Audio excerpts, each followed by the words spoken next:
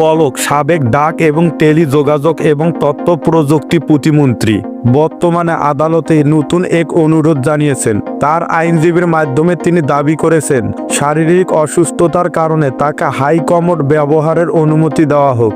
সম্প্রতি ছাত্রদল নেতা মানিক মিয়াকে হত্যার ঘটনায় পলকের বিরুদ্ধে রিমান্ড আবেদনের সময় এ আবেদন করেন তার আইনজীবী ফারজানা ইয়াসমিন রাখি।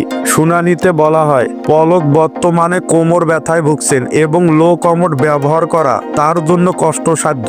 তবে রাষ্ট্রপক্ষের ঢাকা মহানগর পাবলিক প্রসিকিউটর ওমর ফারুকি এই আবেদনের বিরোধিতা করেছেন। তিনি বলেন, বৈষম্য বিরোধী আন্দোলনে 1581 জনকে হত্যার অভিযোগ রয়েছে। পলকের বিরুদ্ধে 46টি মামলায় গ্রেপ্তার দেখানো হয়েছে এবং 31 দিন রিমান্ডে থাকা সত্ত্বেও কোনো তথ্য উদ্ঘাটিত হয়নি। তার মতে আদালতে এলে অসুস্থতার অজুহাত দেওয়া হলেও বাইরে তিনি হত্যাকাণ্ড চালাতে দ্বিধা করেন না।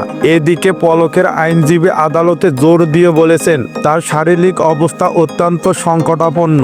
বারবার রিমান্ডে নেওয়া হলেও তদন্তে কোনো অগ্রগতি হয়নি। তাই রিমান্ড বাতিল করে প্রয়োজনে জেল গেটে জিজ্ঞাসাবাদের প্রস্তাব করেন তিনি। প্রসঙ্গত 5 আগস্ট ঢাকার চানখারপুলে বৈষম্য বিরোধী ছাত্র আন্দোলনের সময় গুলিবিদ্ধ হয়ে মারা যান ছাত্রদল নেতা মানিক মিয়া। মুন্সিগঞ্জের এই নেতা নিহত হওয়ার ঘটনায় শেখ হাসিনা সহ 79 জনের নামে হত্যা মামলা দায়ের করেন রাজু আহমেদ। পলক এই মামলা 2 নম্বর আসামি।